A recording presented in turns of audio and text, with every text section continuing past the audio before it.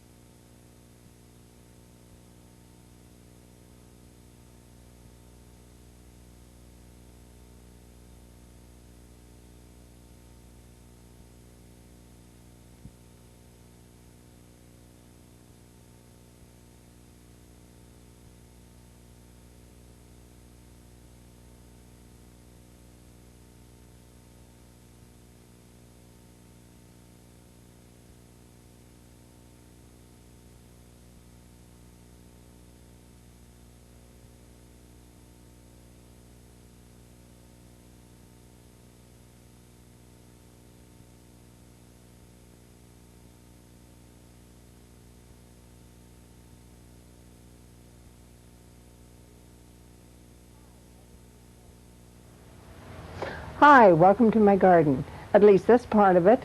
This is in my carport and the place where I bring all my houseplants outdoors to spend the summer. Houseplants do love to be outside, especially the kinds like hibiscus, any kind of the ivies, various kinds of fuchsias. The only thing that I would suggest you not bring out would be African violets because they do not like the heat. But the others benefit by the cool nights, especially up here in the north. That is what we get, and they really enjoy the fresh air. However, in the fall, and don't leave it too late, you can't wait until after frost, you have to make sure that the plants are brought in. Each one has to be carefully inspected because, of course, during the summer they are outside in the elements and are bound to pick up some form of insects.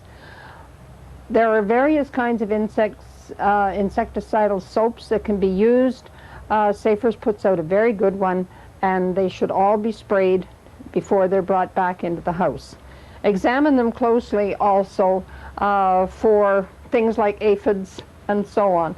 One thing that you might consider doing, especially on the larger types of plants like this one here or this giant hibiscus that is beside me here, and that is take them out in the garden and spray them down with a forcible spray from your hose. I have already brought these in from the garden. This is the way they look after they've been in for the summer. They started out as little wee tiny plants, fuchsias, I'm sure you will recognize, and they've been potted up into smaller pots for now. I'm not doing anything more about them. They've been hosed down and they've had insecticidal spray, so they should be just fine.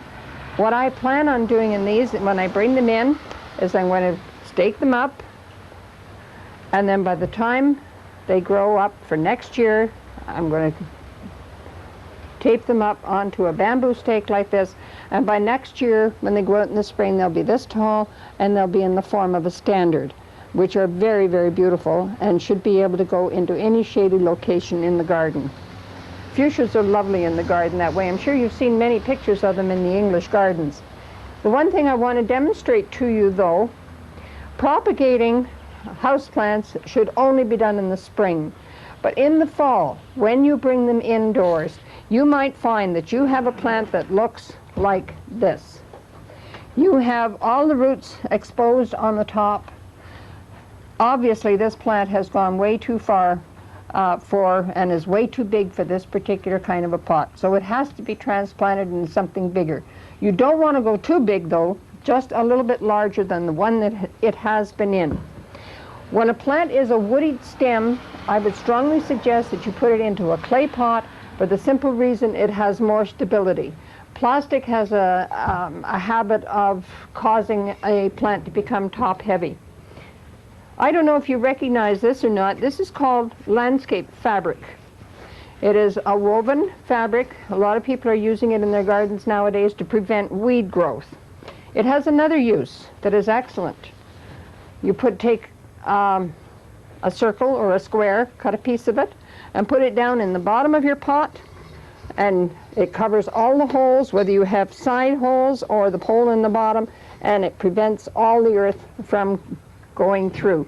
So it just sits there in the bottom, and you put your earth on top, and it still gives you all the drainage you need, and you don't need to go into the broken pottery or gravel bed that we used to have to do. With this, it'll help to keep the soil in the pot.